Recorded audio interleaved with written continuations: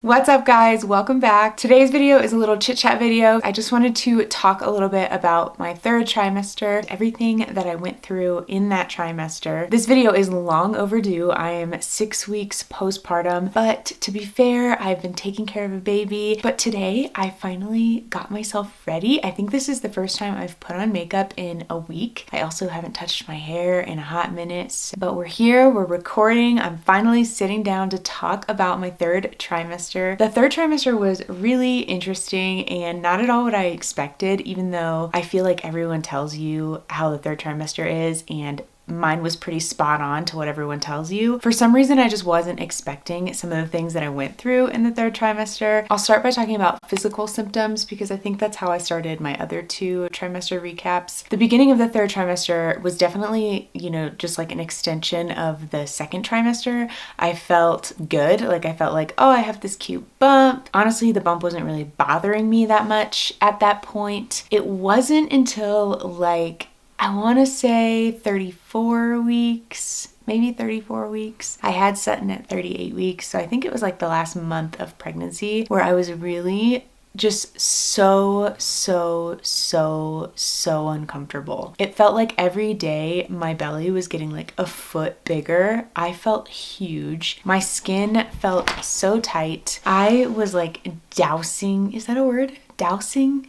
I don't even know. I was like coating my entire body with grapeseed oil. I think I went through like 2 containers of grapeseed oil. I was like just covered in oil all day long. And I felt like those last 4 weeks, I really did feel like you just pop. Any idea or any fear I had about actually giving birth was completely thrown out the window. I was just so ready to get him out of me because I was so uncomfortable. There was no position that I could sleep in at night. I felt like every night I needed a new position to make myself comfortable. And I know I talked about this in my second trimester video, but insomnia was my worst pregnancy symptom, and I did have that until the very end of pregnancy. And I felt like my insomnia got worse as my pregnancy progressed. I also started to get pubic symphysis pain, and that was just the last week of pregnancy. That felt like a stabbing, shooting pain, and it went all the way down my legs and all the way back up. That last week, I barely walked. I made Sam go do all of our errands because I was in the grocery store one time and literally almost fell over from the amount of pain. I got that at the very last minute, but some people get that very early on in pregnancy. I was fortunate enough to get that just the last few days of pregnancy. Along with feeling huge, I obviously felt tired all the time. I'm a big Friends fan, and so there's like this one scene of Rachel where she's super pregnant and she like is overdue past her due date, and she walks in with like her belly hanging out, just is like so over it, and felt like it, and she was being like so mean to everyone just because she's so over it. And I feel like I didn't get super mean, but I definitely resonated with that feeling of just I was so over it, felt so huge, so uncomfortable. I was exhausted. I was chronically late to anything that we had to do because it took me forever to like pick out an outfit or something I was comfortable in. I did not plan enough for maternity clothes. All I wanted to wear was Sam's clothing and his big sweatshirts and sweatpants. And because I was so uncomfortable, I feel like it made me emotional. That bled into like being sad about a lot of things. One thing that really got to me in the third trimester was I felt this like impending doom feeling for Sam and I's relationship. I just felt like, oh my gosh, we're about to have a kid and we're never going to be the same again, which is true. Like we are never going to be the same again, but in a good way. And I think I felt, oh my gosh, Sam, I'm going to lose you forever. Like we're never going to be able to be a couple again. We're just going to have to take care of kids. He was a good sport about it. I just was like so clingy, I felt like, which there's like some validity to that. I mean, we're still in the newborn bubble. And so all of our time and attention is obviously going to Sutton right now. So we don't have a lot of time and attention to put towards each other. But also if you're the kind of people that are intentional about your relationship and intentional about loving each other, you can have time for each other. I was also just really upset because I felt like Like, he was able to go to the gym and do all this stuff, and I felt like a freaking elephant, and I felt like I couldn't even walk, let alone work out. I would get so jealous and so upset every time he went to the gym, because I was just like, man, I want to go to the gym, and you're going to the gym, and these are our last few months together. I wasn't mean about it, but I was definitely like, stay home with me, cuddle with me, just really clingy. And I'm just really glad that we did spend a lot of that time together now that we do have Sutton here and we have a lot less time together. But I feel like maybe I was a little bit too clingy. Sam was a really good sport and let me feel that way and did give me that grace. Also, on that note, with hormones and stuff like that, something that really shocked me in pregnancy, and this might feel TMI, but my sex drive was through the roof. And sex in pregnancy is interesting. That was something I felt like we really had to be intentional about, because it's not as easy as it used to be. And I feel like as a woman, you can easily feel really self-conscious. It took a lot on Sam's end to like make me feel like I still felt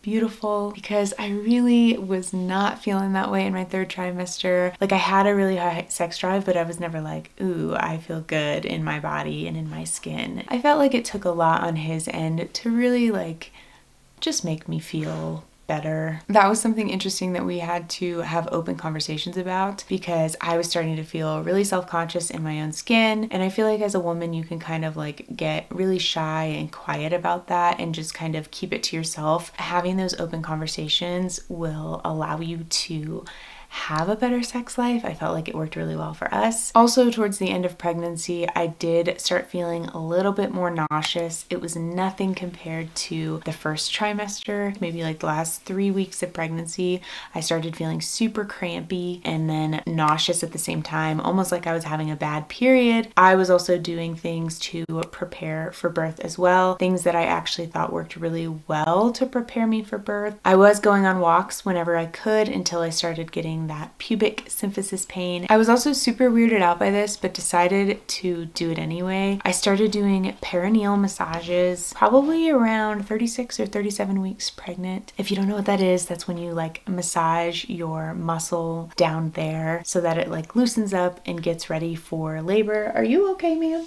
Lay down, sweetheart. So anyways, I started doing perineal